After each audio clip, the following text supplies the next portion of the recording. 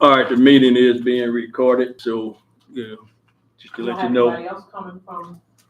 So we might show up a little late, but, yeah, Nick is out with his wife, Richard has a prior engagement.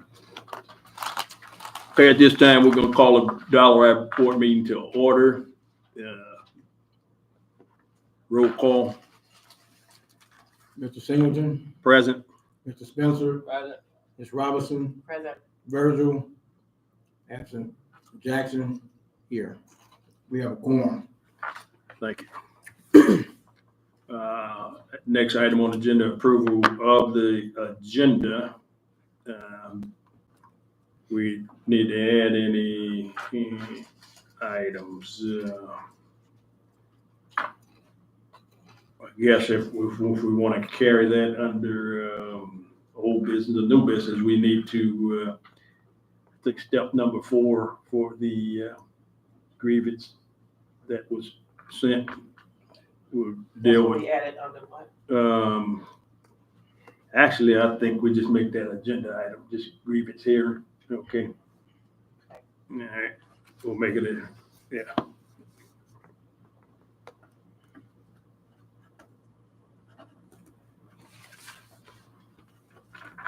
It should be a separate item, okay.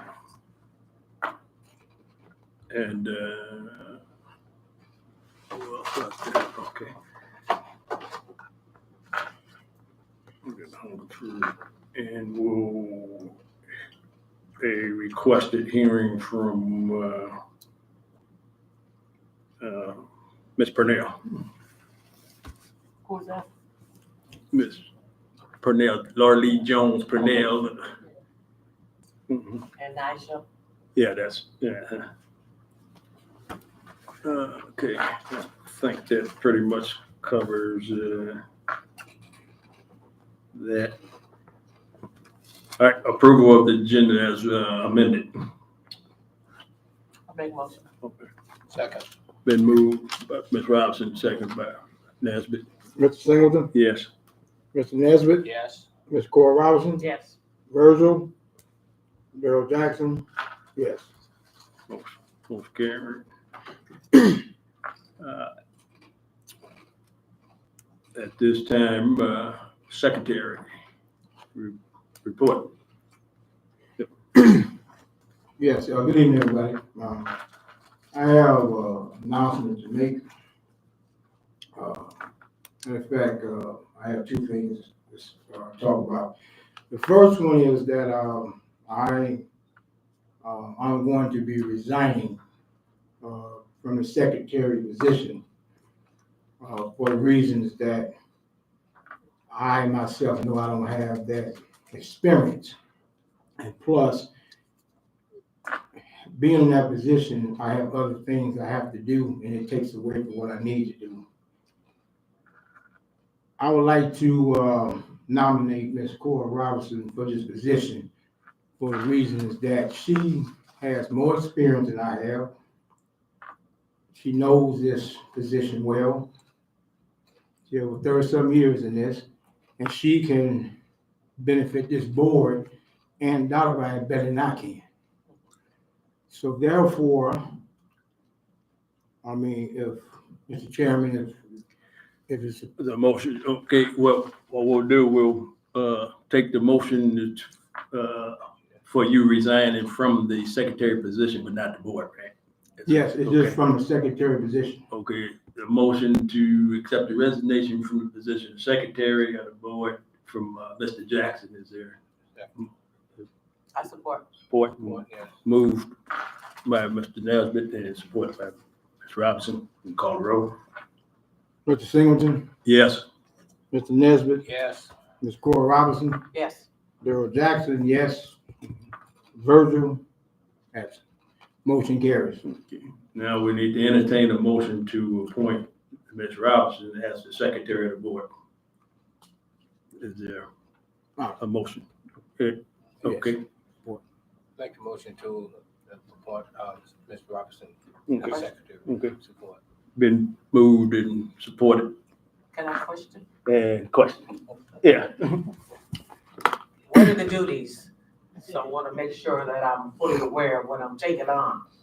Because I know we asked for a recorder. Who records the minutes now or takes minutes? You do? We do. Okay. So far as my secretary duties would be, can you tell Okay, me? all right. Well, what you will be doing basically, if there's any resolutions and things that we need to bring forth as a board. Also, conducting the roll calls and stuff. Also, over here, the clerk left, the meetings are being recorded. So this open meeting is being recorded. It's only 2 buttons to hit here. And we'll show it to you. Okay, So okay. you'll make sure that To that's, record. yeah, that we're recording. And then on any closed sessions, you'll be the Minute taker. minute taker. And Okay. here is the recorder here. Okay. Okay, That's very important. yeah. And then most like kind of like liaison between, if a board member has something, that they want to try to bring forth or something, they'll contact you and somebody, and the director would go with, check with, you or the president, and,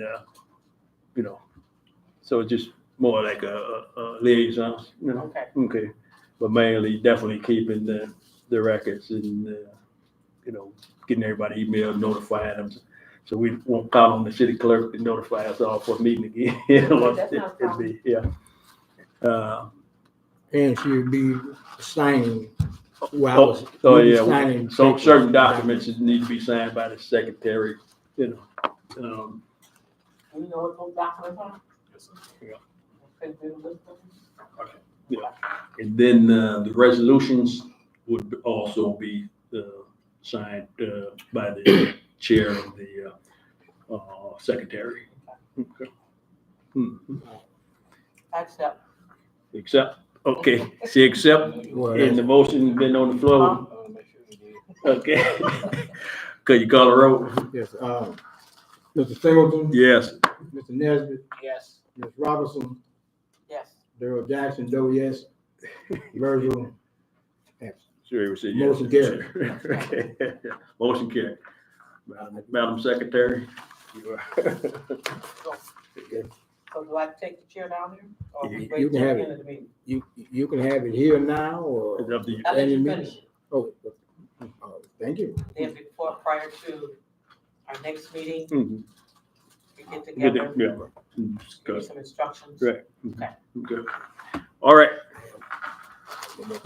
Okay, go ahead, continue with your. The other, I want to say is that, since I've been on the board, since December, I am not satisfied with the administration that we have now. There's significant need to be some changes. And I'm hoping that, that happen, soon. Therefore, that's all I have. All right.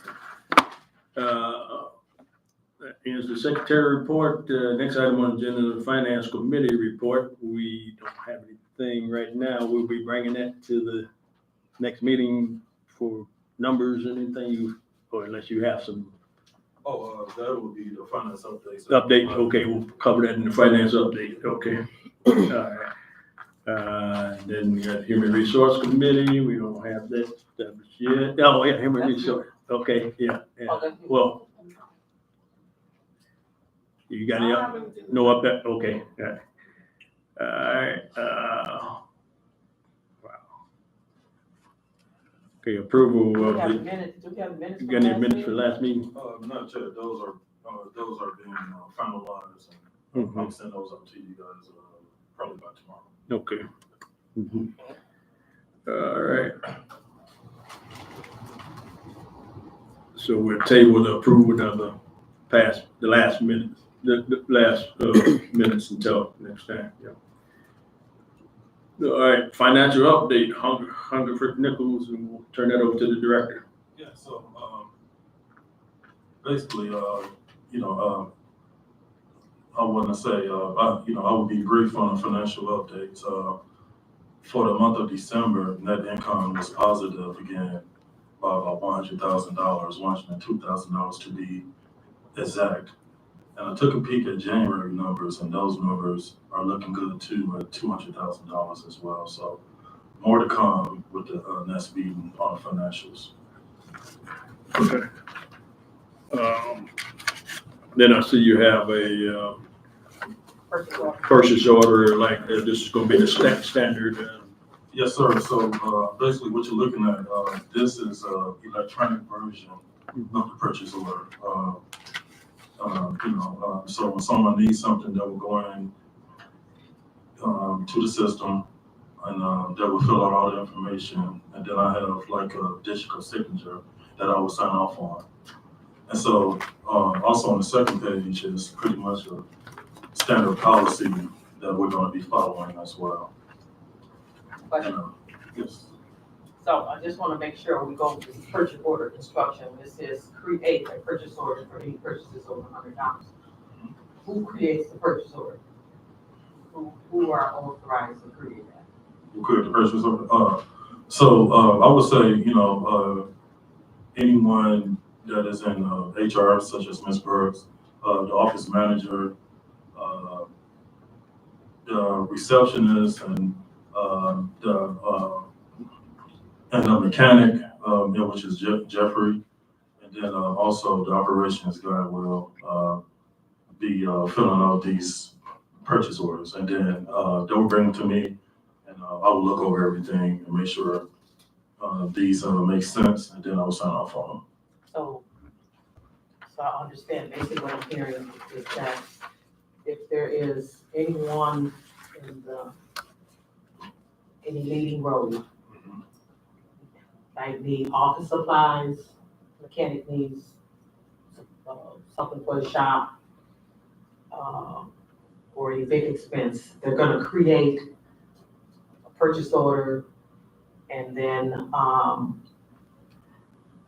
how do they know who to send it out to? Do you have a list of people that you have, say for instance, in maintenance, that we're gonna be calling O'Reilly, or we're gonna call whatever, for tires or whatever? Or if it's a clerk, are we going through office supply company? Because I do know Staples do have the option that you can create an account on Staples and request what you want and we'll deliver. That's kind of what this little part-time job that I do, that's kind of what they do. But we need to find, we need to know who those people are. So we're not going to the highest person all the time. You can kind of look at it. So when you're looking for office supplies, you need to probably figure out who we're gonna be dealing with. I mean, right now, all we have is what, Staples around here, or Amazon, or Staples whatever. went out of business. Yeah, they No, went out of Staples business. do online. Online, yeah. Their office may be closed, but they do have a, you can set up an account with Staples. Yeah, so I believe we already have a Staples account. There is a card that I believe that is still active. And so I'm gonna look into that to make sure that account is still Yeah. active. And then, when you say, who's gonna analyze the quotes? When they get them back, when they get them, the third thing is to analyze. So you just checked it out. So you wanna make sure you got the same people doing this. So pretty much they get accustomed to the protocol.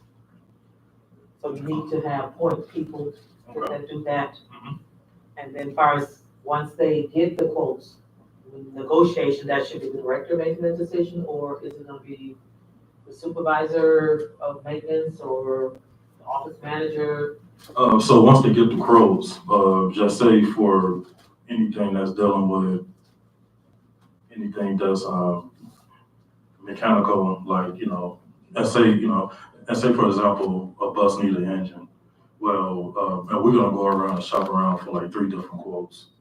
And we usually go with the lowest one, but I want to say like in special circumstances, we may have to go with a engine that has less miles on it, that's in better condition to make sure that it's better for the bus. So, that's the protocol.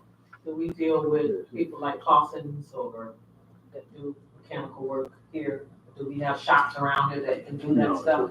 Because are we having all, like, our mechanic do all heavy equipment stuff? Or are we, do we sometimes sub it out to, like, there's different shops around here? And I know Clausen's is one of them that does a lot of mechanical stuff. Do some things they can't do, but I'm just saying, and I'm not trying to be difficult, but I just wanna make sure we are, when you say get quotes, get it from reliable people, Absolutely, okay? absolutely. And then, so once that's done, it comes to you for the final approval. That's We don't want nobody approving no $10,000 engine, or, you know what I'm saying? correct. Of course. So make sure. And so once that is approved, then it gets a vendor number. A vendor number, Do they, because it should be assigned to an account, mhm. so a budget. Oh, So- yeah. So Okay. it's assigned to that Mhm. budget. Yeah, absolutely. Okay. Yeah. Mhm. And then once we get the goods, who's signing off on that?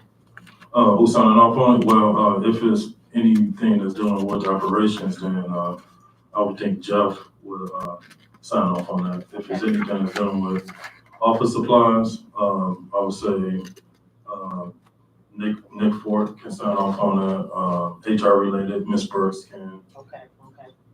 So as long as they know that's what they're gonna be doing, and then the check goes through finance, right? Correct. Another thing, the check attached to the, PO, once we received everything in and it's paid out. Do the check attached to the PO? Yeah, once It's a copy of the check. Oh, yes. Mhm, yeah. That's, that doesn't sound something funny. And I know it's kind of small operation now, but I would probably suggest that, you know, as you grow, that you kind of find the purchasing, somebody to operate as a purchasing agent.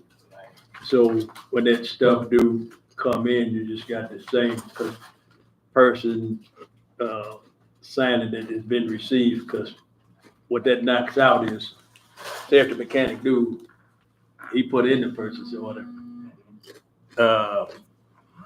Hold on, let's see.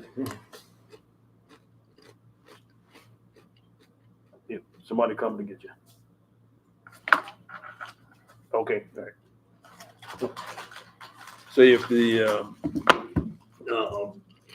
mechanic, I need starter or something, and he fill out the purchase order, and you sign, it eventually gets to you, you sign off. Okay, and then somebody go get it, it comes back.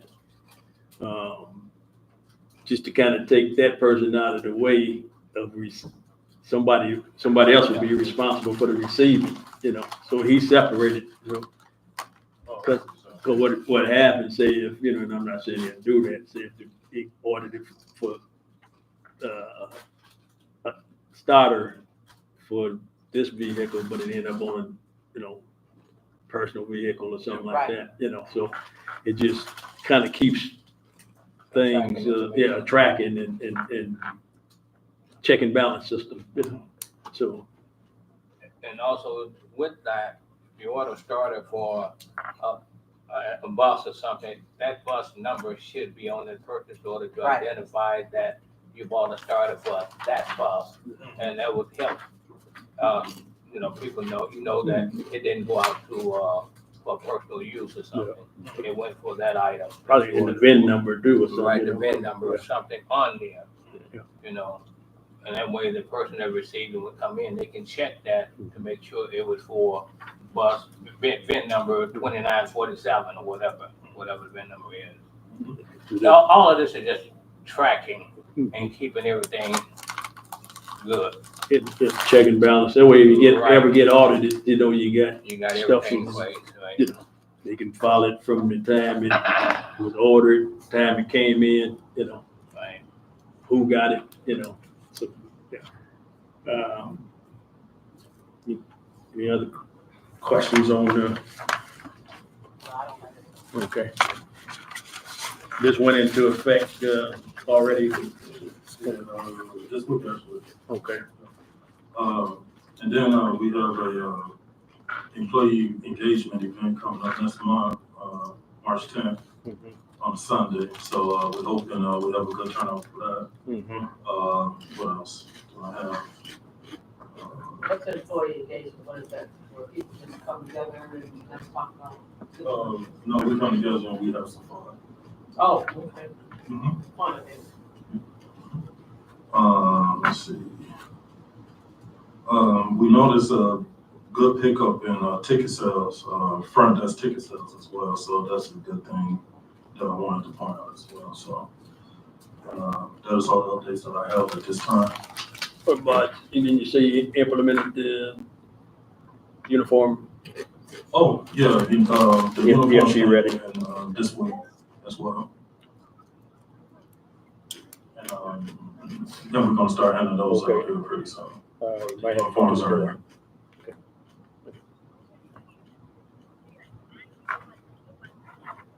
Yeah, yeah, okay, the third door. Mhm. Okay. Sorry, Anything else? That's it. but that's going well then, so far, we received well. Well, and the uniforms just came in Okay. yesterday, and so, and we're gonna start handing those out. Okay. Probably by tomorrow, and then Monday they'll be ready Okay. and put in the warehouse. Any other questions for the report? That covers your, the director update too, right? Okay, all right.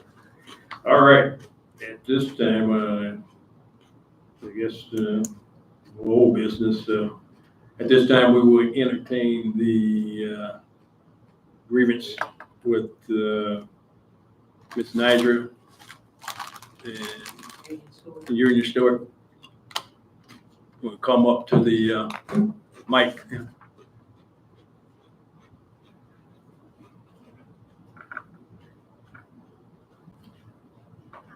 I'm the Union Stewart Joint Rayford, Union Chapter Chair of 275.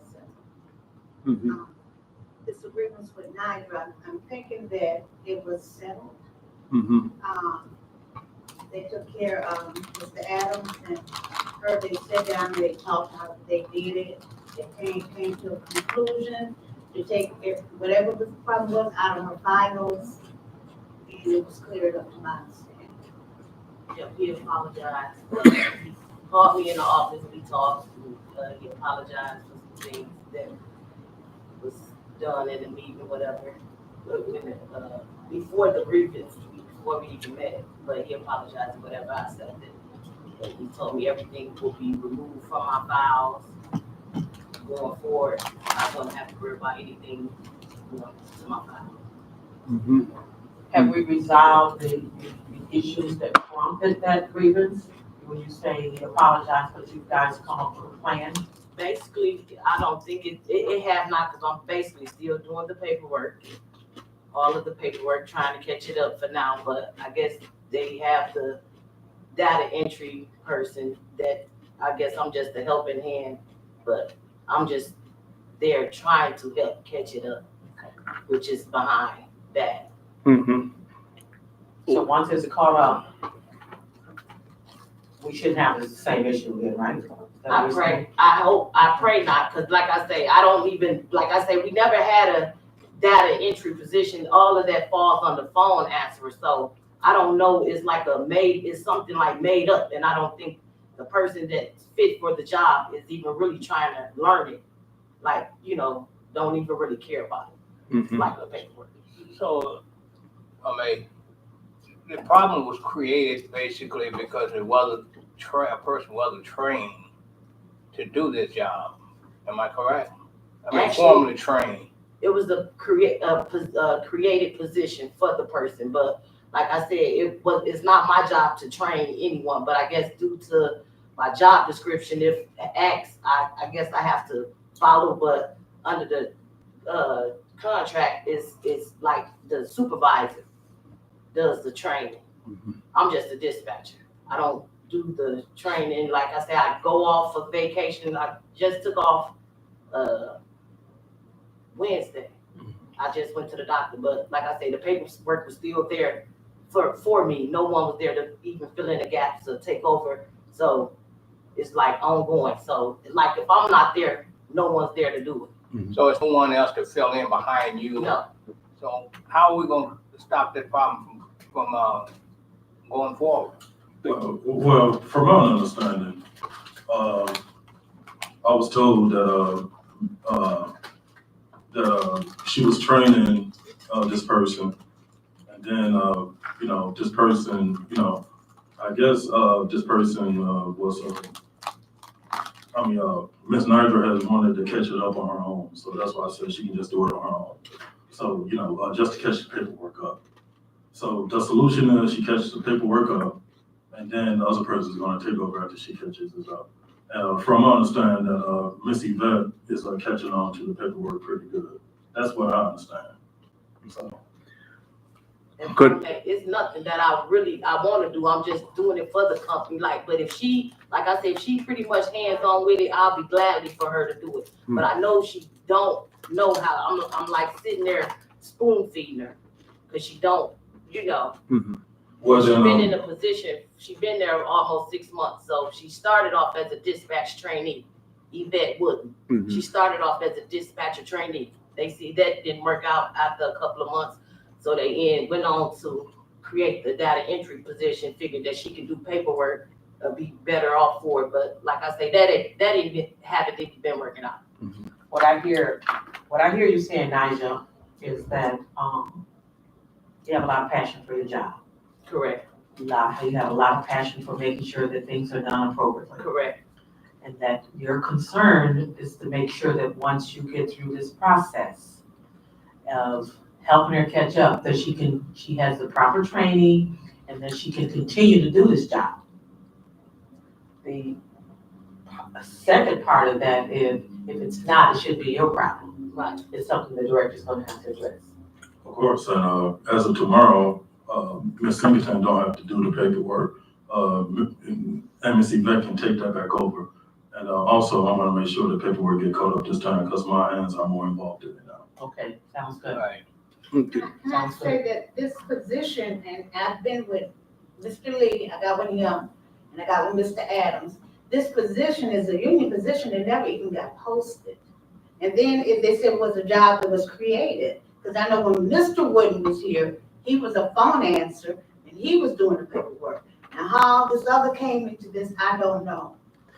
So I'm thinking I done asked them, both of them, would you post it at least for 5 days? And then if we have that position, bring it to the union, bring it to the board. I guess whoever sets the price on it, I don't know. I mean, But it see, hasn't been done right. I think, here's the thing. I think my timing and your timing are not the same. So just because I don't get back to you in one day, that don't mean that I'm not checking into it. You gotta give me time to investigate and find out all the facts.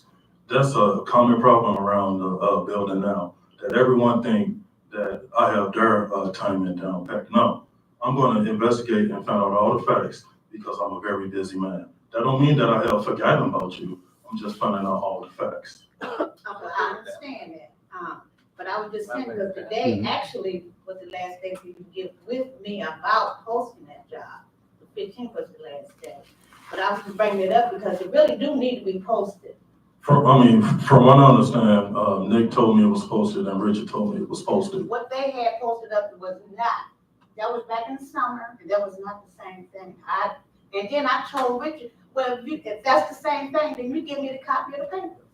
I don't have no copy. And Nick got one. But Nick never came up That's with the a paper. problem. Just give me a copy of what it was. That's all I asked. And I can put it in the file. Okay, so I guess I'm a little confused. Is somebody interested in the job? Yeah, it has to be posted. I'm gonna ask you, is someone interested in the job? It has to be posted. That's how you're gonna find Let- out if anybody is interested. Okay. or not. Let me interject here that what usually, especially when you're dealing with contracts, labor unions, it is in agreement in there, and somebody can correct me if I'm wrong, that any new positions that would be considered a union position, if you create a new one, then you have to go to the union, say, we're creating new position. And then that new position, if it's a union position, have to be posted, especially if they're gonna be doing, union position duties. So it do have to, if you're creating a new position and it's a union position, it should be the description of that position, the union agrees, and it be posted so all the union people who, I guess they go by seniority and all that stuff, they could bid on that job, and then you can also go by somebody do bid on it, do they have the qualifications to do it, but they have to, when you're dealing with collective bargaining agreements. And then it is time sensitive too, and I understand, and I agree with you, you have to do your investigation. Some of this stuff happened prior to you, and just like the union rep says that she went to some of the people who came up with it and say, hey, where's the document? And you don't have no document, so it really wasn't done right in the beginning, so that's end up being, creating a problem down the road. So now you are the executive director, and you're also responsible for the personnel. You also have a human resource coordinator. So you would have to work and say, okay, we're creating this position. Here are the duties, responsibility of this position. It's a union position. You call in the union rep, say, here's this new position. We're going to post it. And whatever time the contract, the agreement says that it should be posted, then maybe nobody will bid on it, something, but they have to have an opportunity, Yeah, that's fine and all, but what I wanted to do was I wanted to reach out to some drivers, and I want to reach out to most of the people to see if indeed that this role was posted. Because, when I take one person's word for it, to me, that's not enough. So I just wanted to see for me, but I have no problem with posting that role again. I just wanted to collect all the facts first. Yeah. And as you're, as the director, do you see a need for that position to be created? Absolutely, because the phone and the phone demand, that we have is really busy. The phones stay ringing on a daily basis, and so any dispatcher or any phone answer can get behind on that paperwork pretty easily. So you would have a position that's just strictly the data entry, the paperwork. Is that? Yes, and so they'll do data entry, but when they get the paperwork caught up and done for the day, they would be expected to help answer the phones as well. And if they have a chauffeur license or a CDL license, they can help drive as well. So this person need to be cross-trained in several areas. What you're saying is. Well, that's part of a dispatcher job is to do data entry duties. That's part of their job. It's in their job description.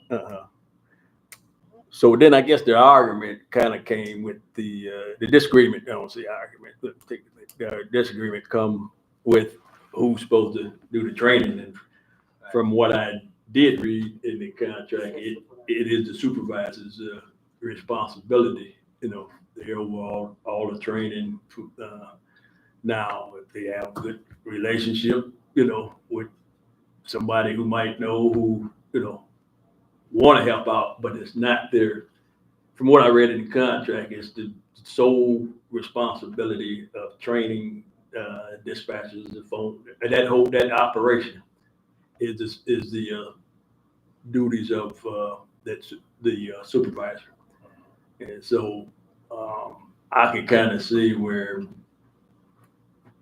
the union would have some agreements, that if one of their members are being kind of, forced to do the supervisor job as far as, the training of a person, I mean, yeah, that's fine, but I guess what I look for is, yeah, true. It may be in the contract that it's a supervisory role to do so, but also look for those skills that someone willing to step up and show those leadership skills. Mhm. Because I have roles in the past where I know for sure it was a supervisor job, but I stepped up and I trained the person anyway. So I guess Yeah. from my experiences, that's what I was looking for. All right, yeah, but and that's strictly on that person's going on and beyond Yep. what they And that's how you really get promoted. respond. Yeah, you do, but you don't. And on the other side, that person should not, if they didn't step up outside of their duties, they should not be penalized for say, okay, you didn't step up. And I realized that, and that's why I took it out of the file, because for one, Mhm. it wasn't her fault. Mhm. The reason why the paperwork got behind. Mhm. And for two, I'm ready to move forward. I'm ready to move forward as a leader, Mhm. and it wasn't her fault, and I apologize for that. Okay, well, I just like to add, Hmm. because in my prior position, I had to deal with union and non-union. Then there's management's rights. Management rights, that's the right to create whatever. But if it's gonna be a position that is gonna be in the union, there has to be some negotiation with the union, because you need to know what the qualifications, what the classification, and what the pay is gonna be. Because you're dealing with, a lot of issues here. When a person is a union person, in my prior experience, before any job is posted, it had to be posted, some have 3 days, some have 5 days, internally, before it goes to the public. So you don't have this problem. And then you post the classification, you post what it is, and you post the pay. Now, if the pay is, somebody's making $3 less, and this new position is gonna be $16, why wouldn't a union person wanna sign? And you post it up, they sign their name, it's public. You post it on the wall, they come along, they sign their name. And, then you do your due diligence to make a decision. Then if you don't hire from within, then it goes to the public. And then anybody that comes in. Now, as far as the union rep is saying, that is correct. There should be a posting, she should get a copy of the sign-in list of everybody that is signed, because I was a member of the same union, so I know this contract. They have to give it to the union so the union knows, and then you do your interview with your internal people, and if you got internal people, then it doesn't have to be posted to, doesn't have to go out, because you post within, because that's what this contract is for. So going forward, now that we know that, I don't know how we address the issue of hiring somebody and creating a position and that person being paid more than what the position is if they were hired as a phone answering person. Like you say, the phone answer person has the same responsibilities. How you justify that? And that's a grievance. Well, the last meeting that we had with the union guy, he stated that, her role is a dispatch trainee. And he stated that data entry falls into dispatch trainee job duties. So he determined that she was fine with the pay and where she was at. So she in the union? She is not in the union yet, but from what I understood, nobody else wanted that job. what you We had. don't know that. That's what I was told. But I think what you probably need to do is you need to correct the situation and post the job. That's totally fine with me. I can post the job. It still needs to be Eliminate posted. a lot of that. It eliminated, Right, and you'll know eliminate that. if anybody applied for it, because you don't wanna set yourself up, for a situation. Okay, so let's just backtrack. I think this job, was posted back in September when I first got here? Go ahead. You know, The job was never posted. What was posted was for a dispatch trainee, and that is what she got hired in as. She worked as a dispatch trainee for about 30 days. I'm not sure who decided she didn't want to do it anymore, or this or that. And that was back in September, right? Yes, When I first October. started. It was in October, but you had just came in September. Okay. However, even with the paperwork, it's always been included in the phone answering. So it's really not a need for a new position, but I think what they're trying to say is it boils down to the pay, because the dispatch trainee makes more than a phone answerer, which is the job that she's really doing. that's about money. Yeah. So what you have some phone answers that's doing the same job that she's doing, but they getting paid $3 less. And she told Yeah, us but like she's she was still bad. under a dispatch trainee, and the But- union got already determined But she failed, she's fine where she's at. But That's she- what the union got said. but it's quite clear that she has failed as a dispatcher. So, That is, failing by their standards, but by management standards, it can be something totally different. why is she doing dispatching then? Hold on a minute. Let me ask this question. Any person that comes in, are they on a 90-day probationary period, 6 months. 6 months probationary period? If they don't do that job within 6 months, have you gotten rid of people? I haven't been there 6 months yet. Okay, but, I'm just asking you, if I came here and I couldn't do the job, Mhm. and I was here for 6 months, am I gonna be able to stay here? Okay, am I gonna be able to go and, you know what I'm saying? That's a problem. I Because mean, we've had people dismissed because they didn't make their probationary period because of a situation. And now we dealing with a situation where we having Nyjah, who really has a passion for this job and really wants to see.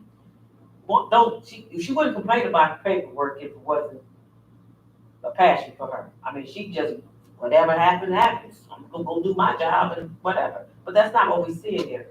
And that's what I'm saying is, we gotta look at the whole picture If I must and say. see what the whole picture creates. And what we trying to do here is move forward.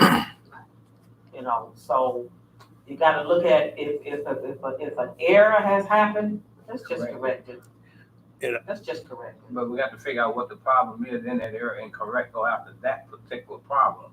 Now, one thing I like to say, I agree with everybody that said in regard to the posting of a job, but it also needs to be added in that posting, the qualifications that you must have to perform that job, because I've been on both sides of the fence myself. And I've managed people, both union and non-union.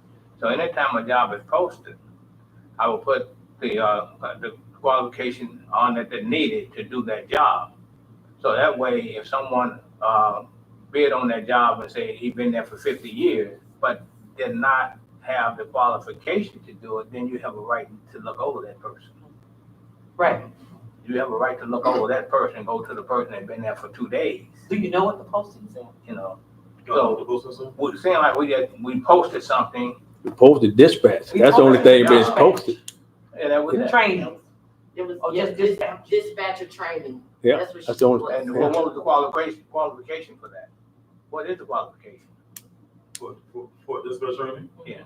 Well, you have to be on the road, you have to be on the road for like 2 years. You have to have a CDL or a chauffeur license, customer service experience, Data entry. data entry. That's what I know from the top of my head. But then again, everybody's learning curves are different. Nyjah may learn totally different from somebody else's learning curve. So I just want to throw that out there as well. But for Miss Woodens not catching on, then yeah, we're gonna move on and maybe she'll just be a driver going forward. Okay. So the issue that I still kind of see is that We need to correct it. she was, job was posted as dispatcher trainee. She applied for the job. She got the job. She was being trained as a dispatcher trainee. And then somewhere along the line, It's not a dispatcher no more. It's data entry. Which there was a data entry person before. Her father was strictly data entry. He did data entry on a daily basis, and He was what? He was a phone answerer. Yeah, the phone. Yeah. And all of that fall on the phone answer. If you look in the contract, clerical, receptionist, all of that falls under phone answering. They just using data entry, but it's all the same clerical. Okay, data entry. let's get one at a time so we can get some clarity then. Okay, go ahead. Can I please finish? Yeah, go. Mr. Wooden sole job was data entry. And he came in and he did data entry for most of his day. And when he was done, then yes, he did answer phones. So his classification, it was a job classification that says strictly data entry. To my knowledge, yes. Was that a union position? Yes, phone answer is the union. No, I'm talking about a data entry We person. never had a data entry position. Miss Union person. To my knowledge, there never was a data entry position, and the young lady that's in there now, Ms. Wooden, she was bought in. She didn't get, come in, ask me, what I said, Mr. Lee, I think, bought her in and put her in that position. As a, Without, Dispatcher. Actually, Mr. Ford and Mr. Lee did. I'm Okay. just clarifying. okay, but still, the issue is she was brought in under one thing, started doing something else, but kept the pay as what she was brought in for. But so I could see where the union would have a problem with, because now their union members are being kind of like shortchanged, So I would say maybe Mark from the union need to come in next board meeting to answer some of these questions, because he clearly stated Yeah, that but she can stay in that role. But Mark is still classifying her as a dispatcher, and she's not doing dispatch. Yeah, if she was still classified as a dispatcher trainee, yeah, she's still good. But it seemed to me that she's not. She So if you short with a bus, and she's here, so she's a dispatch trainee, and it seems like to me, she'd go out on the bus. And she does, as a matter of fact, she did this week. but do she dispatch? Did No. she dispatch? No, she don't dispatch. Mhm. No. But she can go out on the road and drive buses. Yeah. So how do you still get classified as a dispatcher when you don't dispatch?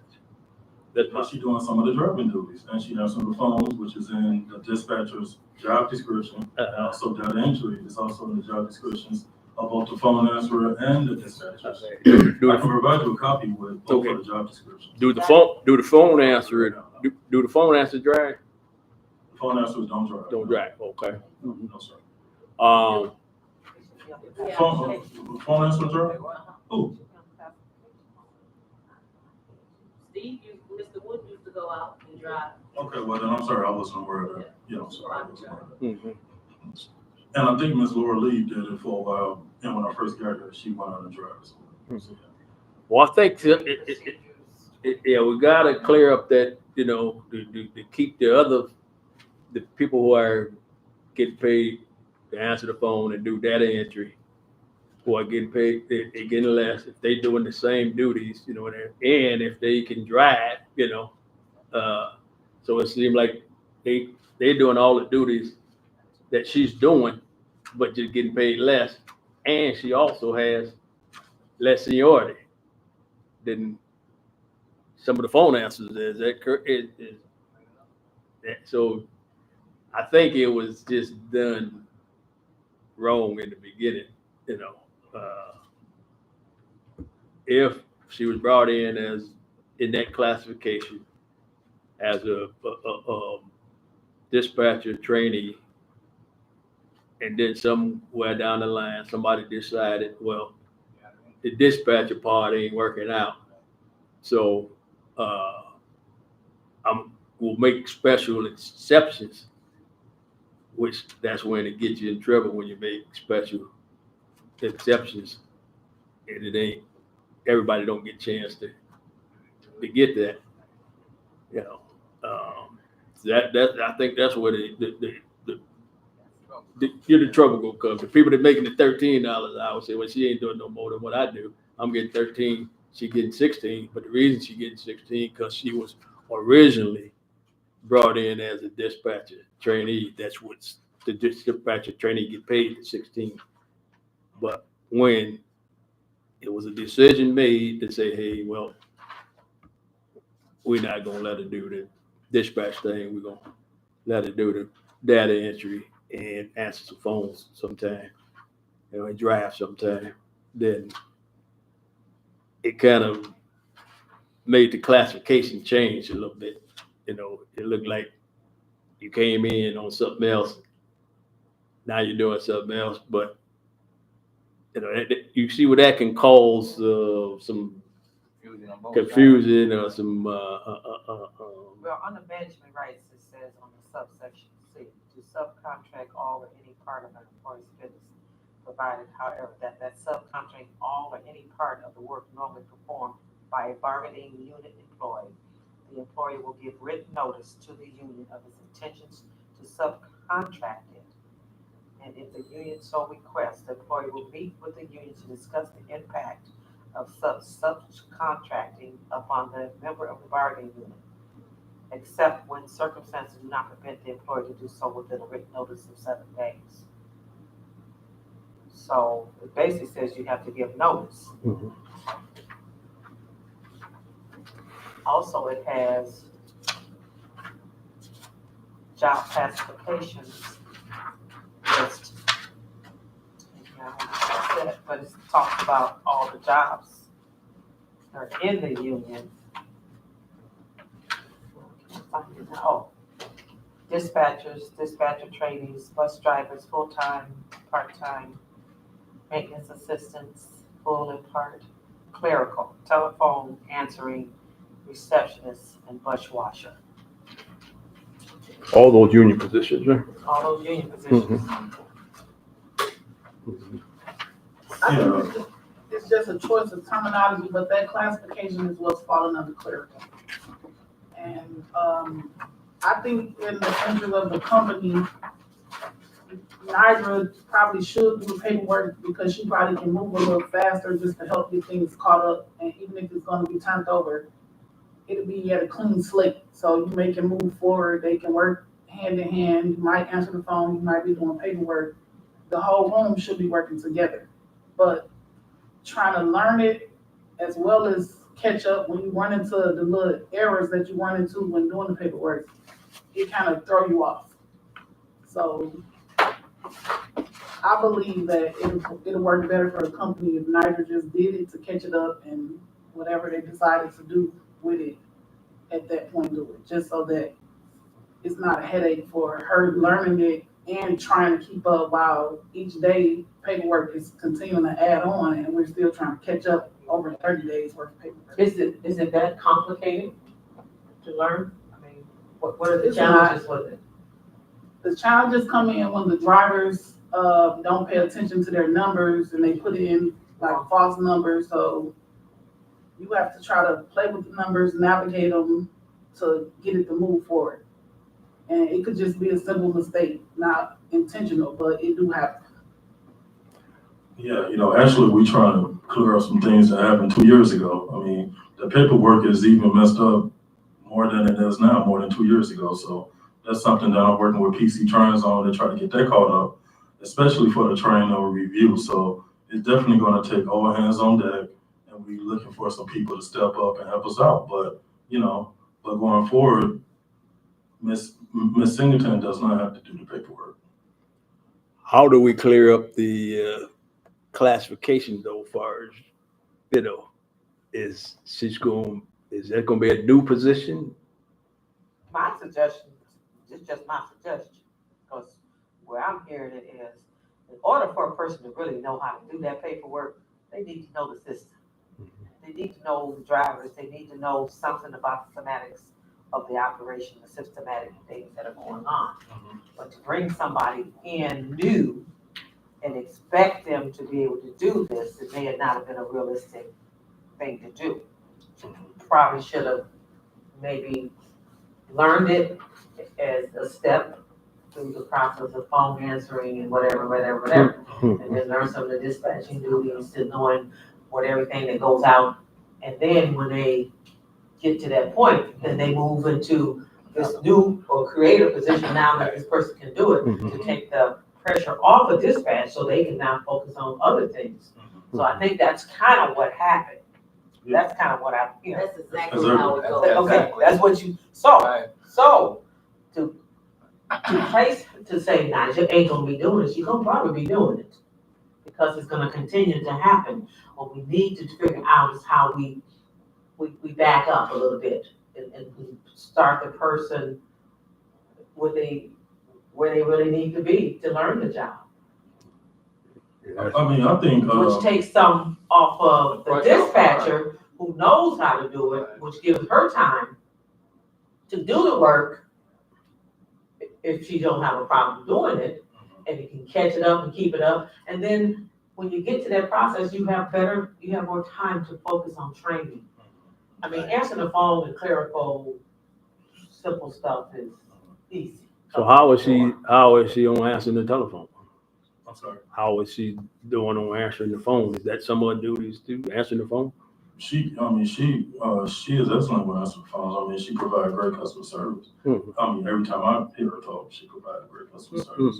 But I think the issue is here too is, we have some workers thinking that, things are supposed to be the same way when Bill Purvis and TJ was here. Well, I may have a different vision, and some people is averse to change. So, I think as long as I'm, following the contract, I'm able to get a little bit creative and don't have any pushback because I'm the leader. I would just say that first and foremost. Now, as far as correcting, this thing with Ms. Wooden, I think the solution will be when she is driving, she receives driving pay. And when she is answering phone, she receive phone pay. Okay, that sounds, yeah, that sounds That's fair enough. fair enough to me. That's fair enough. I'm not gonna say what it is in open meeting. I was just saying, when I came in as a phone answer and I had to drive, I was getting phone answer pay. It wasn't that, I just had to help out. Well, but now he's saying that if they work outside of their classification, if they work as a driver, they get driver pay Yes, sir. for the hours that they drive. Yep. And then if they work and then, What about the paperwork? yeah, I would say that solution will be all of, everyone that's working in the dispatch room, from phone answers to dispatchers, will have to pitch in and have to do paperwork, cross-train. Well, all right, so So we're gonna correct her pay. when she's, And correct who's pay. Miss- you When just, she's a driver, she's gonna receive driver pay, and when she's answering phone, she's gonna receive, phone pay Starting tomorrow. All right. I think that sounds like a winner to me. Yeah, I can't see what the union would argue that. Yeah. And the way their union members, if they, whatever job they work at or whatever that job pay, that they receive that pay.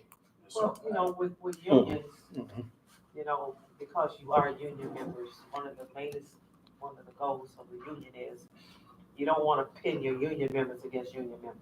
Right. You just have to come up with a realistic solution that works for everybody. You know what I'm saying? So that sounds fair. That sounds fair. Is the union satisfied? Satisfied. Okay. All right. Is so the grievance has been satisfied, Mr. The director says We on. moving forward, Yeah. things in the past, we'll leave it in the past. So it's gonna be posted and everything is being paid, gonna be corrected. I'm fine. Okay, All right. Okay. all right, the next, Next one is Ms. Purnell.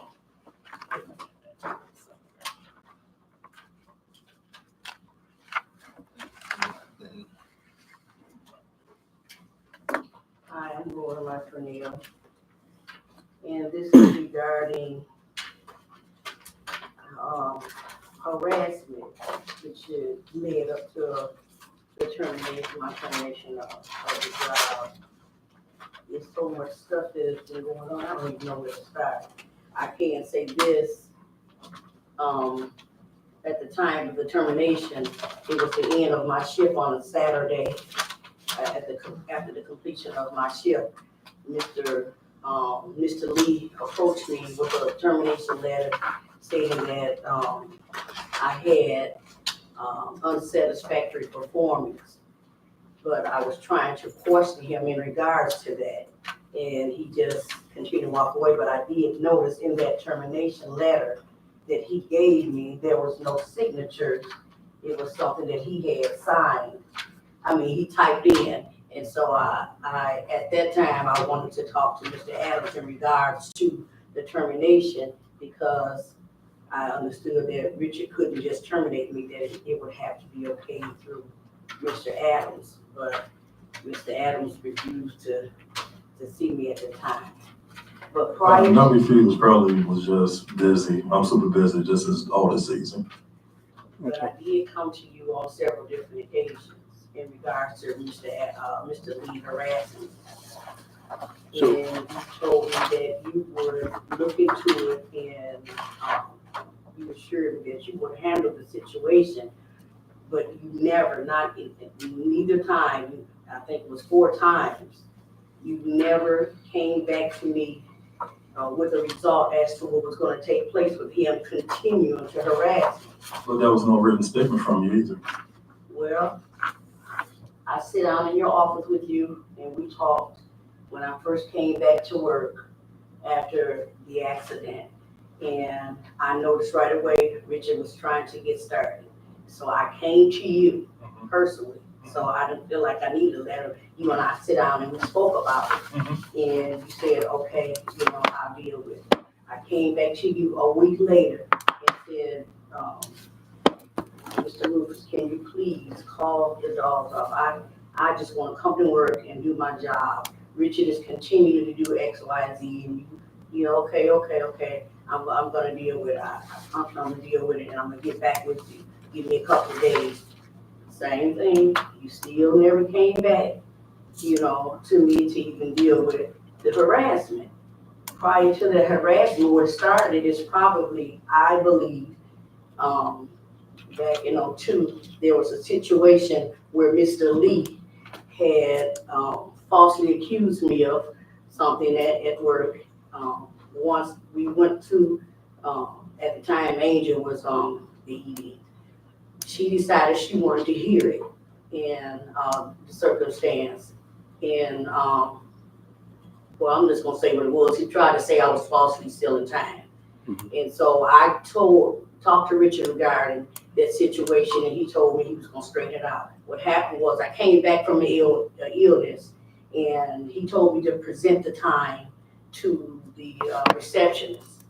I did that, but I informed her not to put anything in. I need to make sure that those were the correct dates, because I didn't have a calendar before me. But because I was uncomfortable with her just starting a job, I went to Mr. Lee and expressed it to him. And I said, do not put anything in, because we need to make sure this is straight before you present that. They went ahead and put it in. Veronica decided that she wanted to suspend me for the time that we went in. So, You say Veronica yeah, suspend she you? was- Veronica. Was she the ED? She was the HR at the time. Okay. So I don't know how she ended up with the dates, but she ended up with the dates. No, she wasn't ED, but she gave Richard a letter. So this is what he told me, that I was gonna be suspended for stealing time that that was not due to me. And so when he gave me a letter, I said, what is this, Richard? And he said, well, let me see. I said, well, this saying that I was stealing time. I said, did you tell her not to put that time in like I asked you? Oh, I forgot to tell her. So I said, why don't you just tell her that was your mistake?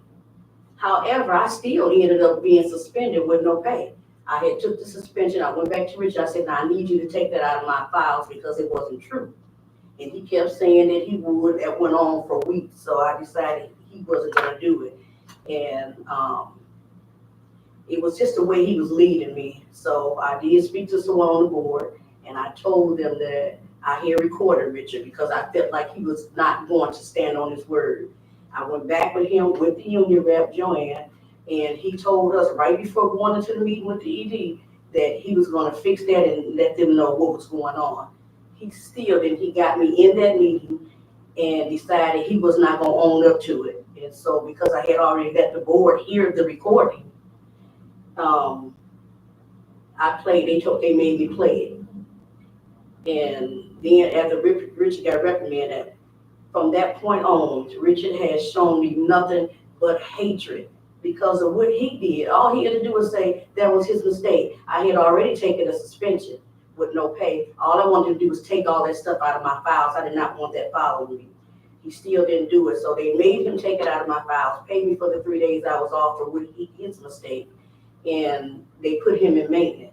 And ever since that, Richard has been consistently, like nonstop harassing me. I remember he gave me a highlighted section of the contract. Actually, he gave it to Miss Tornita.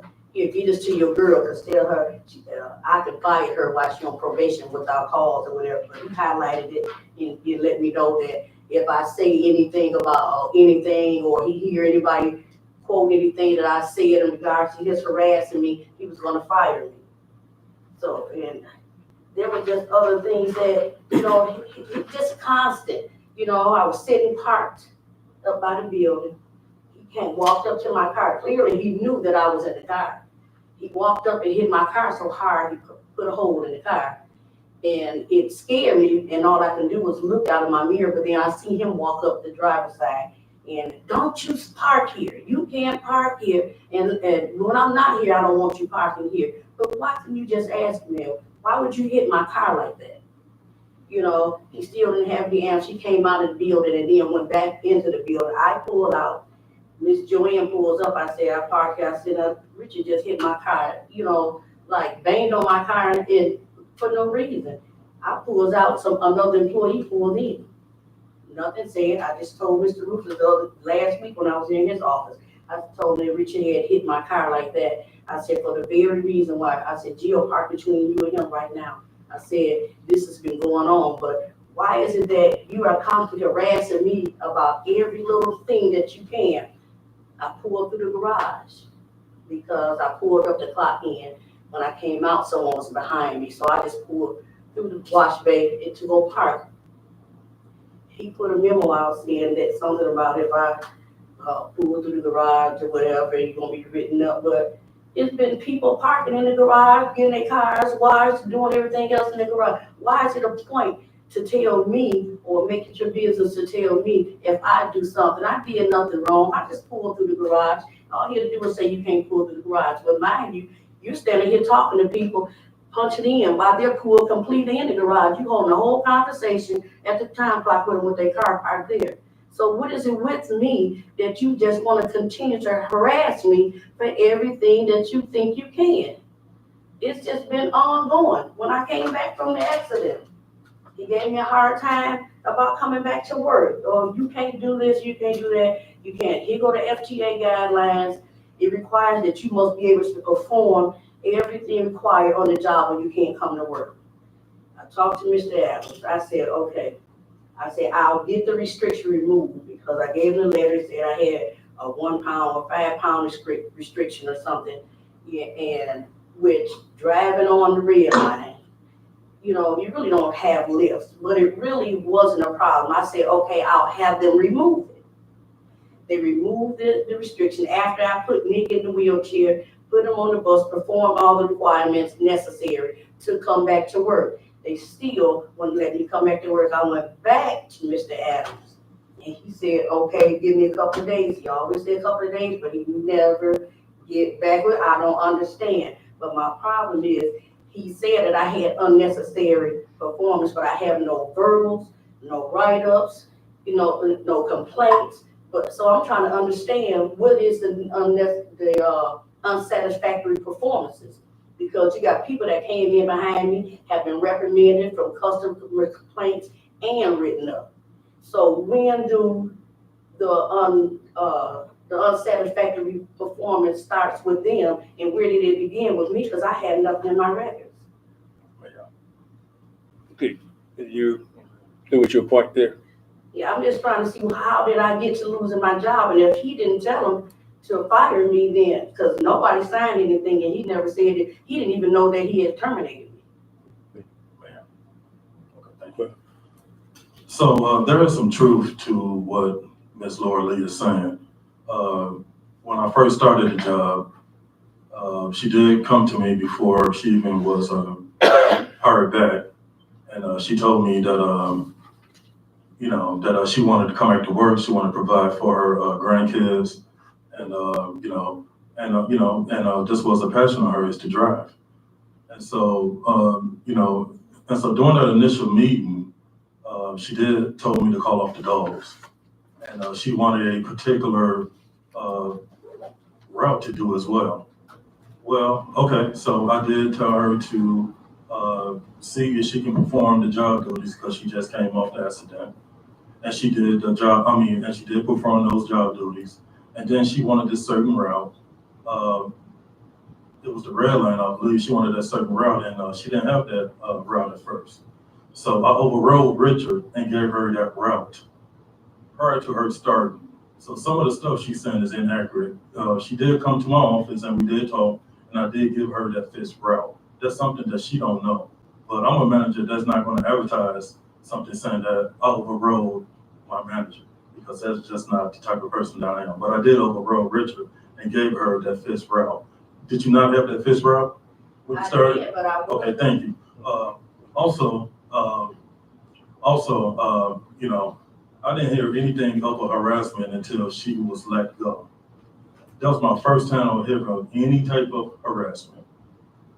Hold on, actually, I'll take that back. Before she started driving the fixed routes, she said that Richard was doing this, doing that, and I told her that I would take care of Richard. He can do the fixed routes. You have also performed the job duties to start your job back. I was the one that made that call to put her on the fixed routes. Now, the next time I heard anything about any type of harassment was when she was terminated, and that's the God honest truth. So when you say she was terminated, who terminated her? And Richard came to me and said that that Laura Lee is not working out, and I said okay. I was fine with it. Did he give any paperwork? Did he just say she's not working out? Per the contract, Article 8, in Section 1, it states in there that probationary employees are not protected by the union.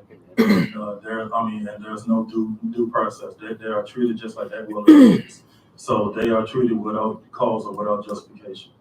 So what you're telling the board here is that Richard. you relied upon Richard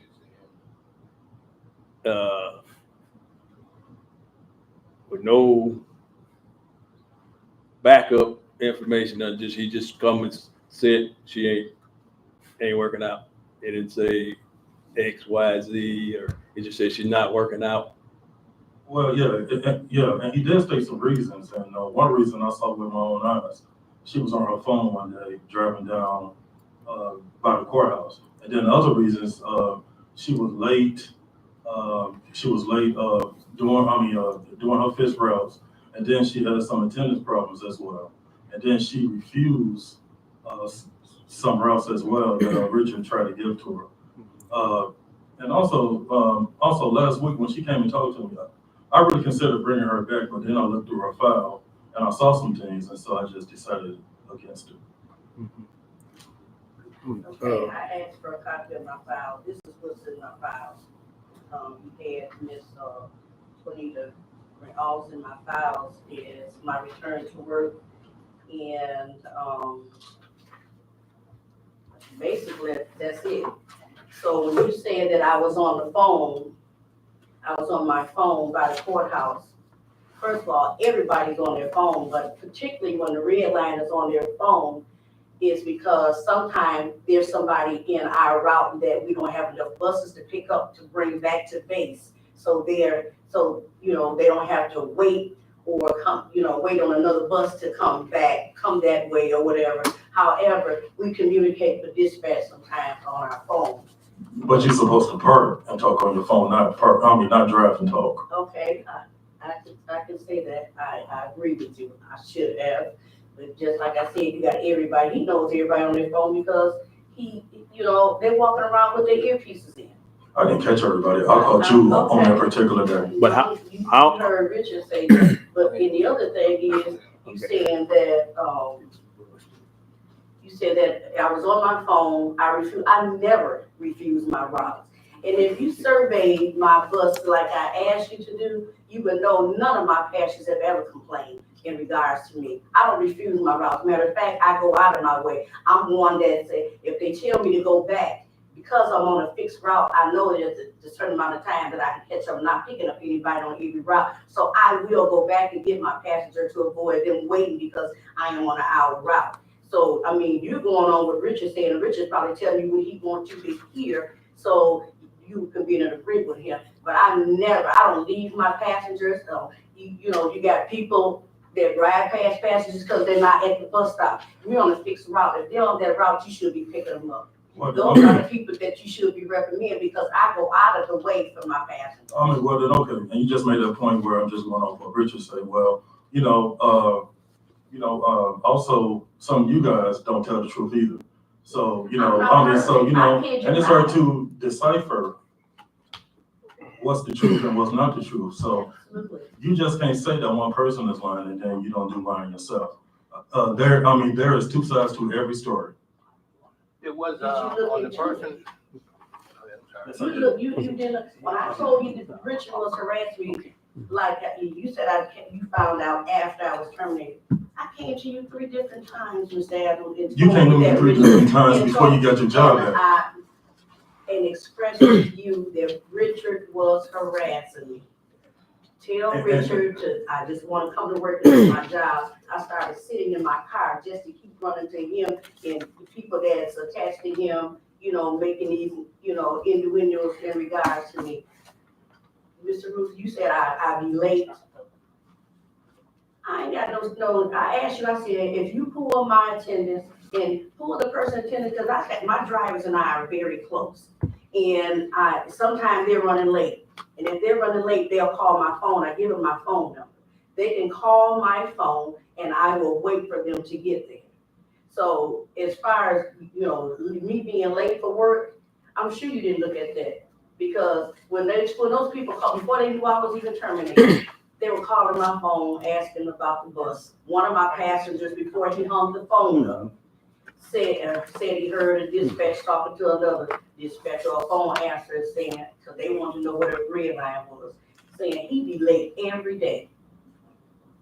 So, I mean, when you come talking about attendance and getting to work on time, did you consider that I'm at work, I come to work on time, and I start my route on time, unless the bus prior to me comes in late. So that's where the late start comes in at. I have to wait for the driver that I'm relieving to get there. And I still catch my route up because the route that I'm on leaves room for you to do that. So yeah, maybe I was late once or twice. But it wasn't. Can I ask a question? Mhm. Okay, David. You worked here prior, when did you first start working here, In Don? 2019. And then when did you leave? I don't know, it was a couple of years later. Okay, so when did you start back? What was your date of start? June or July. Was it July? Of what, 2023? Yes. Okay. Don't have anything. Nothing, because Go ahead. When you say you worked that Saturday, I worked all that week. did you? And then I worked okay. that Saturday. When you worked all that week, during that week, at any time, did you have any contact or communication with Mr. Lee? No, what I do is I go clock in, I come outside and sit in my car. He knows, he see me out there all the time. That's true. Because every time I'm in the same room with Richard, he always got something up his sleeve. So if I stay out of his presence, I don't have to worry about it. Mm-hmm.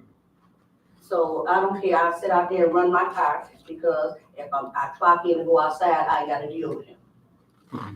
I was in my car when he came out of the building and hit my car. And how long did you have before your probation was up? Just a few days, I mean, I was terminated on January the 6th. When I had that accident, what they said was, since you had the accident, you was gone 30 days, you gotta make up another 30 days. So you was on injury.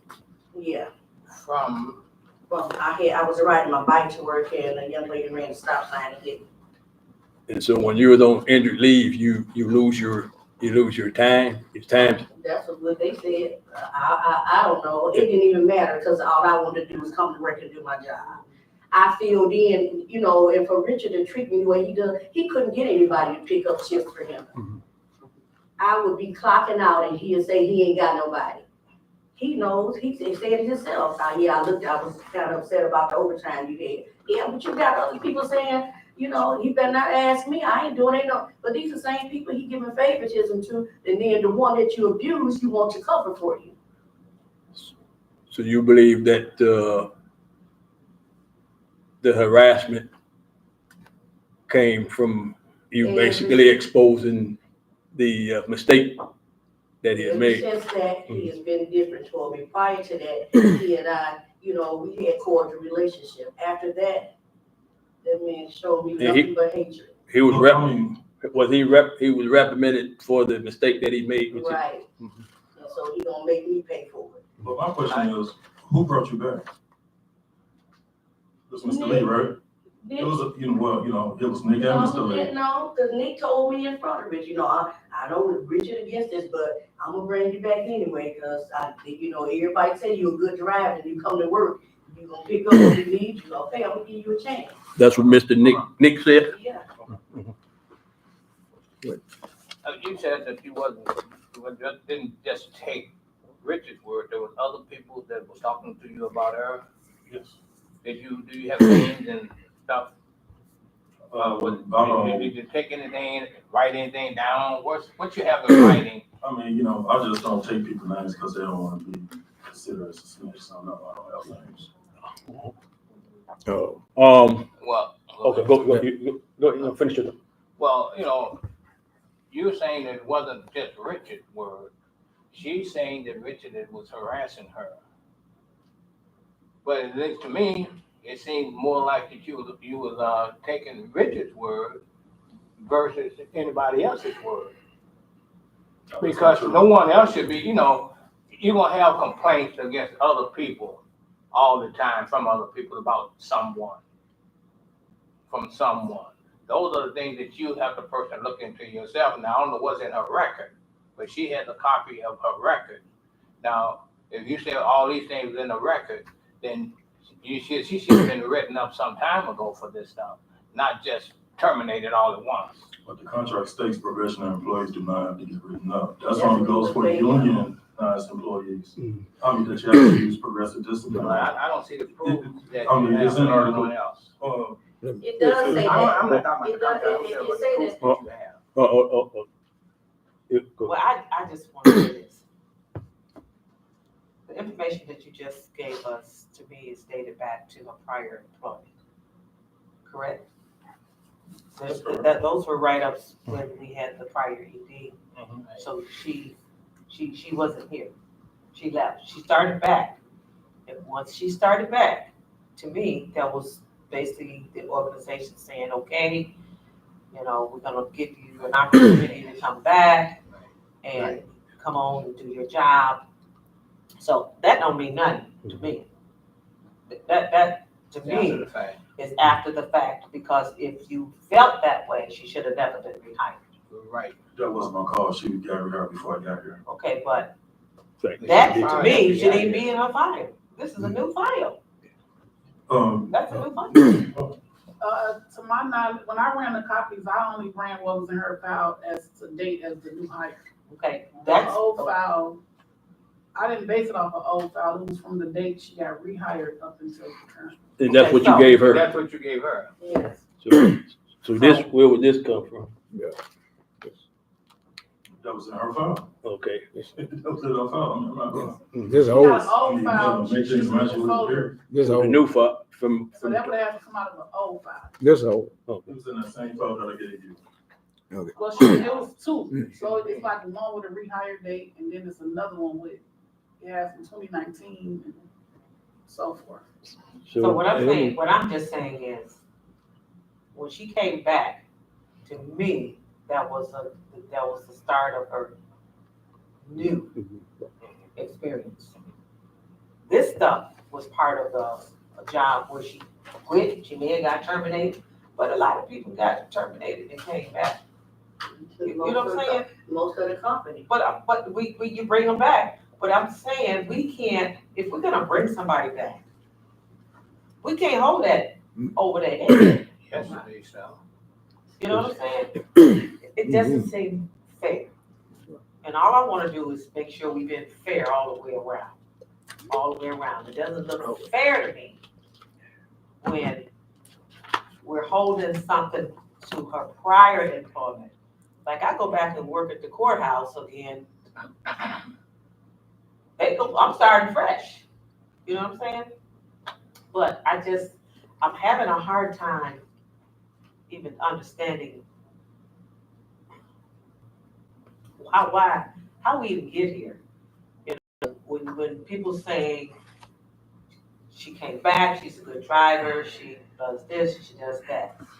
And I still hear the same thing, the same scenario, the same key element to our entire operational problems. We're not gonna never get anywhere until we get control of that. And I don't think we have to make, I just don't feel it's fair. I just don't feel it's fair. That's just my personal opinion. Well, I agree with you. I just don't feel it's fair. And he's following me, you know, you got people like Jeff saying, he's obsessed with her. He got people following her, you know, taking pictures of her. He's not the only one, even Miss Wooden, you know, they all, he follows some of the other drivers. What is your obsession with me that you got these people following me and taking pictures? Well, one of the things that, if he's an operational manager, he got time to be following, chasing and doing all these things, and something ain't getting done over here. Clearly. That's not Clearly. part of his. You a busy man, he your assistant, it just don't seem right. It just seems like you gotta be doing more administrative stuff and more documenting stuff. Because even if you're gonna terminate somebody on probation, there should be a written Right. write-up, basically stating what it's for. You just don't send people out the door and say you're gone. Anytime anybody's been let go, only time people walk out that door when they fire themselves and they don't have a write-up, because that's on them. But if you are an administrator and you firing people, we got to start documenting stuff. We got to start putting it on paper, because when you come before this board, it ain't no hearsay. We want facts, period. Okay, I agree with you. We gotta have facts. I agree. We gotta start, because we ain't gonna, if we continue to do as we did in the past, we're never gonna move forward. And I just think this operation needs to get a grip on how we're gonna follow the union contract, we're gonna follow the personnel policy. It ain't for just one person. It starts from the top and it go all the way down. Even go across this board. Fair labor practices. That's right. And And we can't risk being sued. It's just not worth it. Not for petty stuff. It's petty. It's so petty. It's like I'm going to elementary school. I'm sick of it. you know, as a problem solver, and that's what was on your resume, that you were the problem solver. You solve problems with documents, Right. with data. And you have to have data to solve a problem. And I know that for a fact, because I did that for 40 years as a problem solver. Root cause analysis. I did that. And that's what you have to do. I didn't take nobody else's word for it. When I went to my boss with things and said, this is what's happening and this is what we're going to correct that problem, I had a list of data. Time, effort, everything. Back through time study on, I did everything to it. So with that, and you saying you're a problem solver, you cannot just based on what you heard or you thought or go back to her old record. What about now since you've been here? You solve those problems from that. And that's the way it is. I have never worked in corporate America, but I don't think this is corporate America. And my job was manufacturing. I did a lot of work through the Ford Automotive Group. I came out of that. Went to school at Lincoln University in Jefferson City, Missouri. But that didn't have nothing to do with what I did because I majored in business and I didn't like sitting behind no desk. So I like hands-on stuff and I was a problem solver. And that's what you did. And that's what you said. I was a problem solver. I looked at your resume. I said, that's great. We're going to solve this problem. We're going to fix everything that comes to it. But we can't create problems with problems. We can't solve problems by creating problems. And I think that's what we have done here. That's my opinion. And then the other part of it is coaching. I mean, Get you in next. everybody has an opportunity. If their performance is not up to standards, you think they're gonna be fired, there should be some coaching. There should be some coaching in it. Just because the contract say they're willing to do, don't have to have notice. If you got a good driver, and you think they're making some mistakes, you need to coach that individual. Say, I have these problems with, you're on the telephone, you know, you're late on your route. Let's talk about this. And they sign an agreement. In 30 days, this is my expectations. If they not met in 30 days, then they go. But you've done that. You've done that. To me, it seems like, and I hate to say this, that people just want to do what the heck they want to do. As long as they can get away with it, they gonna continue to do that. Until you put some things in writing and put them in a performance plan and set them expectations and let them know what they're supposed to be doing, and you get the documentation, we just can't go on at will, or they're not in the union. You know, people need their jobs. People need their jobs. And if we gotta do what we gotta do to make sure that if they're gonna do this job, they're gonna do it the way that it says they're supposed to do. If they're not doing it, then I got my paperwork, and then you come before this board, we got the documentation, we agree with you, we 100%.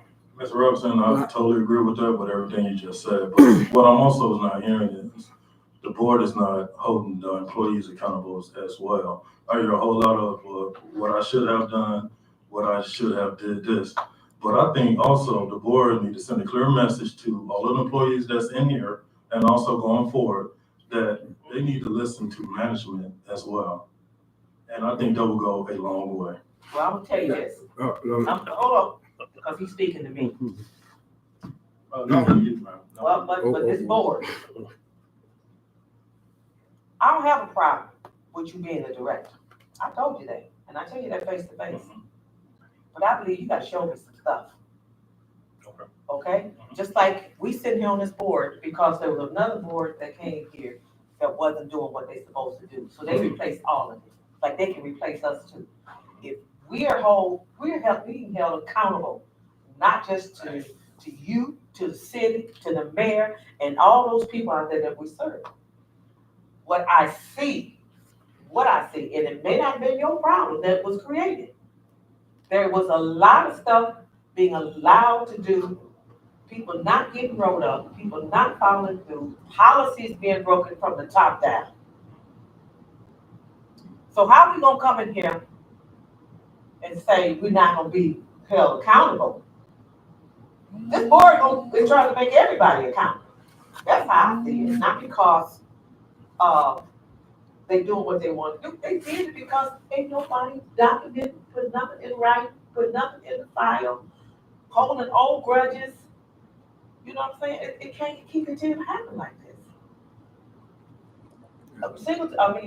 Nelson make a good point. I wasn't here when you came. I probably would have asked more questions. I would have asked for examples. You know, show me. But to me, what happened, I see that it was a rush to get another director in here without this board being able to do the due diligence that we needed to do. And that's what we're gonna do now. We are accepting the fact that we have a director here that says he can do the job, we're gonna allow you to do the job. But there ain't no way you gonna tell us what we gonna do. We're your boss. You can't tell us that. And I'm not gonna sit here and I'm not gonna, to me, you make it seem like we are a board that people, a public board that people have the right to come to us and talk to us. I don't come down here and walk through the offices unless I have a reason to come down here. Don't give me a reason to come down here. Then we won't have to come down here. If everything being handled like it's supposed to be handled at the top, we gotta get rid of the mess. We gotta do some reorganization. That's been my word. And that's what's gonna happen. We gotta make some changes, because if we can't get rid of the problems in this organization, we're gonna continue to have the same problems over and over and over again. It's gonna grow, it's gonna get bigger. So some stuff, we gotta nip it in the bud, we gotta move on. Mhm. And we spent, several hours, of our own time, because people came both sides. Richard called different board members, called Mr. Jackson, then some other employees, called some, So we say, hey, let's get together, let's go down and we'll have one-on-ones. And we did that, one-on-one. We told you it was coming, had one-on-ones, and, without revealing what all everybody said, because we promised we weren't going to do that. But it was one common denominator. That's right. In all those meetings, one common denominator that seems to be the issue. So it really ain't no other way to put it, but, and we expressed it to you, what the common denominator is. Now we're here today, dealing with an issue that was part of one of the common denominator, Yeah, they come if they come to me, even employee, even the management, don't come just tell me what's going on if you're not willing to put it in writing. There have been some people call me and say, hey, I'm not like the old board. I'm not going to just run after every little dog fight. If you got a complaint, put it in writing. File, you go through the proper process. That's why we had a union grievance come to us now. A process, So it ain't like no, I don't know if I'm sure Ms. Robinson, when you make that statement, well, they feel they can come to the board, but it's how the board react. The board ain't taking no sides. The board's trying to find some facts. Right. Trying to find facts, It could, and we understand people gonna throw out innuendos and stuff. So, but we want the truth. We want the facts, and that's on both sides, the facts. And if it ain't in writing, it didn't happen to me. As far as I'm concerned, What I will say though, as a board member, some of the things I do see it, and when you say about holding employees accountable, that's from top to the bottom. Some of the stuff I've seen and we talked about, where our main mission is to serve the public. Transportation is our business. And some of the drivers themselves says, I'm on my route and I got an issue, I got a complaint. Just leave the passenger there and come all the way back to the to the building to argue the complaint.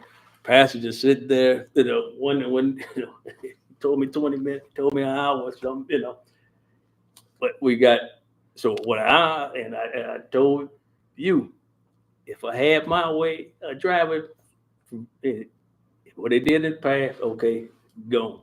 But from here forward, I hear that I will personally push, do whatever I can to have that person removed, fired. The judge had to put them back to work. That's the only way they would come back, because it's too much of that stuff is going on.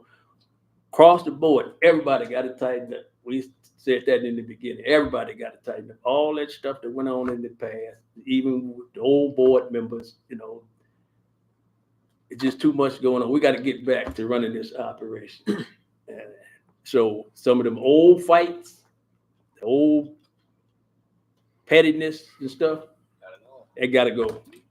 You know, if we gonna run this thing right, you know, and like I say, that common denominator, it seemed like, you know, it's kind of still a common denominator, you know.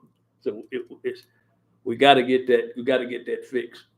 That's my position as a board member. That, you know, no, we don't want people to be afraid of us. You know, we don't want that management or the rank and file. You know, if there's some detriment going on, if there's something that's going on in the operation that a person feel, you know, that somebody need to know, you know, yeah, there is procedures, you know, but get it out. If it is a problem, we check it out. It is a problem, we deal with it. If it ain't, it's frivolous, you know. So we got to get away from that board member against the administration, the board member against the employee trying to yank, you know, yank the board member, you know, all that stuff. We got to get away from that, you know. And that comes from positive reinforcement as a leader. I mean, sometimes it's not what we say, it's how we say it to our people that gets us messed up. That's probably why a lot of stuff come back. And it probably should have been maybe more managed or had some type of agenda so you can just go down the line. But it's just as a leader and as people gonna look how you react to situation is how they're gonna react. You know, my thing is when I'm talking to people, you know, I'm gonna be firm, but I'm just gonna tell you, you know, from this moment forward, you know, we've had some problems and we need to kind of get things in better shape around here, and we need to do this. If I see this is what's gonna happen. You know? Until we do that and people feel comfortable coming to you and talking to you, you gotta build that trust. Okay. And everybody is too much against each other, and I don't understand where that comes from. If we got people coming in here mad every day because they got to come to work, then maybe they need to stay at home. Maybe you need to go home for the day. You know what I'm saying? Don't come in here with this attitude and causing problems in it. Then you know what? Maybe they won't come to work the next day or whatever, 3 or 4 days being off with that same attitude. There's got to be some changes made. You know, when you allow people to do what they want to do, they're going to continue to do what they want to do. But when situations that I've heard that we shouldn't be listening to, we shouldn't be hearing, you know, it should be nipped in the bud, period. If you don't nip it in the bud, it's going to continue to grow. And that's what we got here, is everything is just growing, and it's growing, and it's getting bigger. And I'm tired of it. I'm tired. I missed some sleepless nights trying to figure out how we can better bring this team together. Not because I'm the leader, it's because I care. We have a great organization here. We got a great team of people that we can build, but we got sometimes built by performance management. You know, putting them on a plan, giving them something to work towards. What's the goal if I come in here and cut somebody out? What's the goal if I post some silly stuff on Facebook and have somebody else in tears? What's the goal if I expose somebody's background? What's the point of that? I mean, that should be happening here in the workplace. They want to go out in the street and talk about that, that's where it needs to be. But it should be up in the dialogue, period. And that ain't no laughing matter. That ain't no laughing matter. People need to come together and like you say, y'all having a group meeting and a team meeting. Y'all need to do some team building exercises where I got your back, you got mine. There's some things out there. Put the people who really have the problems together and give them something to do where they gotta help each other. That's how you build the team. You know, we're not doing any of that. There's some things that I've seen on Facebook, clips that talk about team building. That could be the start of your meeting. That could be the discussion of your meeting. How can we better do? How can we better serve? You know what I'm saying? Those are exercises to me. Come together just talking and kicking it ain't team building to me. It's got to be some action in there that when they leave there, that somebody, if you don't change with one person each meeting, that's a success. That's a success. And that's what we are not doing. Mr. Jackson. Yeah, on Laura Lee's defense, before I say something about that, Mr. Chairman and Mr. Vice Chairman, I know I didn't consult you about my move. Sorry about that, but I believe I did the right thing. Nominate Ms. Cora Robinson for the position. Now I feel real I'm good. not being the president. Okay, what? Okay, Bob. Don't do it, Ron. But on Laura Lee's defense, when she came back, I wrote a red line for 3 years, and I had problems, not only me, but other people being left at the job. Courthouse, out at Bosch. Laura Lee was called several times to come back to get us, even when she left off her shift. TJ called us at least 3 times that I know of. Laura Lee, when she get there, she'll get on her phone. She'll stop. Now, she admitted she was driving one time. She will call in the base, sometimes call to TJ, I got him. I picked him up. She didn't have to do that. But she did it, and she is a good driver. Everybody knows that. All this other little stuff that's going down the line, like I say, this stuff in the past, we're talking about stuff that's right now going on. I know customers right now ask about her, they calls me, they don't know where she at. All I can tell them she was terminated, And I didn't tell them why. I didn't really know why. I didn't know why. But they constantly call me and ask for her. And I'm pretty sure they calls her as well. And I'm gonna say this to you, Laura Lee. I when you did get terminated, the red line went down. I'm not saying it because I know it went down. The other person that did that red line as perfect as you was doing was Jim Wood. And here go, I wrote it with Joanne a few times, but I'm just saying, I'm gonna make it short. I feel for you. I'm sorry that it happened to you. But I say this, if we had more drivers like you, things would be a lot better. And by this being said, that's all I got. Well, we need to move forward. Yeah. The resolution. Where's there gonna be a resolution? Yeah, we're gonna do it in a just a consensus of a resolution with, yeah. So the, Madam Secretary, is anybody? Before we do that, I guess we want to hear from our director. Mhm. Based on this conversation that we've had up to here tonight, because I don't want to feel like I'm doing your job. This is your opportunity to state, because in our private meetings, we've had conversations about situations and what we want, how we gonna move forward, and what we need to do. So. Yeah, just listening to what you were saying, Ms. Robinson, you brought up some valid points, all about documentation. In retrospect, some things should have been documented with Ms. Laura Lee. And, if you decide, I think just by hearing everything, and I have to admit, she is a good driver.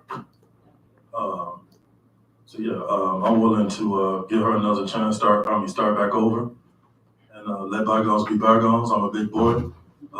Next time, and hopefully, and it won't be a next time, and it goes for anybody. Documentation would be the key. going for everybody across the board. So yeah, some things should have been documented, and I should have signed my name off, but, but I'm looking to move forward. So yeah, I will welcome you back with open arms, and it will be no grudges whole year with me as the ED. So there's nothing for us to really vote on because he's already made that decision. Okay, so The other part of this is I want maybe some kind of formal memo to your staff, just setting forth what the plan is gonna be from this point on, putting them all on notice. Just put them all on notice, you're not doing your jobs, you're not coming to work on time, we're gonna follow this contract or policy with, if you're a union, by aggressive discipline, period. We're gonna move forward, we're gonna treat everybody fair, if anybody have a problem out there that they're not happy with, we moving forward, we're gonna put this behind us and we gotta move forward. And once you set that and everybody knows, nobody's gonna be treated unfairly, we're gonna treat them according, just like they should be treated. You come to work, you do your job, you get a good performance. If you're not doing your job, you get a poor performance. And we're gonna follow through that because really, and like I've said this, we probably do need to clean house a little bit. Probably is some people out there that need to not be here. And like, we gotta continue to keep trying to bring people that have a passion for this job, that knows our city, that has the proper paperwork. So if you don't have the proper paperwork, that needs to be brought up too. You either get your paperwork in order or you got to go. You can't just keep, that's a liability. Mistakes and You stuff. can't be riding a certain bus with not the proper documentation or endorsements on your driver's license. That's a liability on this board.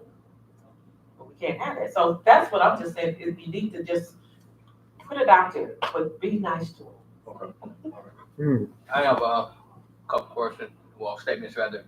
You said you're gonna bring her back. Did you, her probationary period starts all over again, or she picked up from the time that she was gone? Or you have to do the 6 months or 90 days or whatever the probationary period is? I think to be fair, she's gonna keep her same probationary period, just to be fair. Okay. So, yeah, now whatever that is, it's sometime this over. month. At this point, it's over already. Okay. So seniority date, what are we going back to, seniority date, a date of hire, or we starting a new seniority date? The contract states that when you reinstate it, you go to your original start date. Well, that's for unionized employees, but but I'm willing to bring you back to seniority, at the seniority date that you should have received, is what I'm saying. Well, the other thing is to the employees, when you have a complaint, like you said, you went to the director with your complaint, you didn't put anything in writing. So when you have a complaint, you put something in writing, that goes for both sides of the fence. On the management side and on the union side, your side, because now that's giving you the ability to say, yeah, I did, but they can also, he can say, no, I didn't, but once you show the writing, you say, yes, I did, and he had to go back on what he said, on what you did. So make sure that you put yours in writing, and the management staff can put theirs in writing to you. So it's both sides. Documentation. Cite your contract, cite your policy, something in there, if it's something that they violated, you cite what it is, be specific. So, and Yeah, I have one she did, other he said that. question too. When it's coming back, you stated or whatever, No, that's still it was up covering there, the time I was off, do I receive that back pay for being off, wrongful termination? I'll leave that up to the board.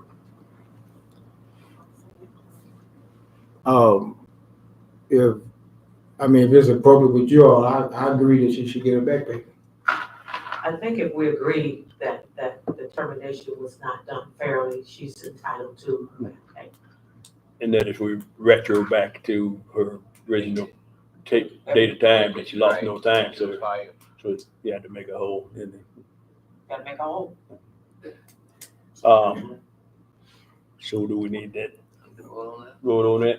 Oh. Yeah, we'll vote on the retro pay, well, we already established that we're going back and that, and then we can just vote going back and made whole.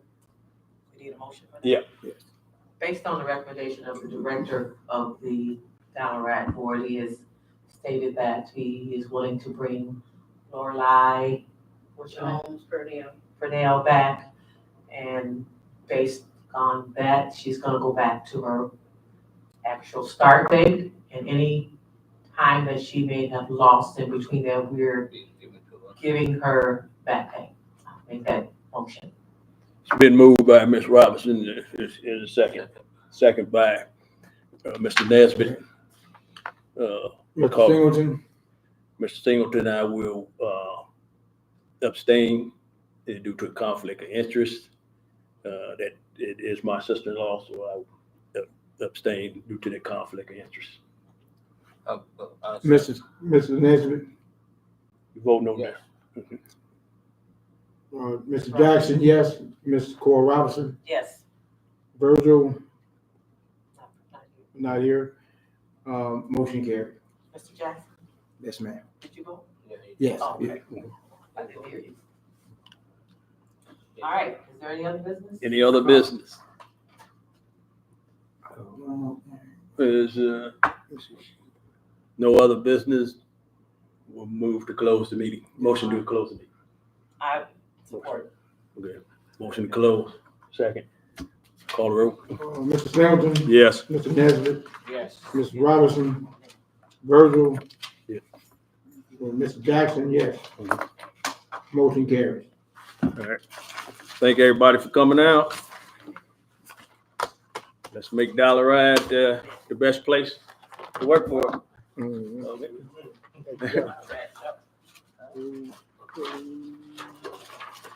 Just the old stuff. What for? Yeah, that was an old one. Okay, let's go with, and me. Huh? I know, I mean, but it's just how you come out. Okay. Okay, I'm good, but that's one thing I always say to you,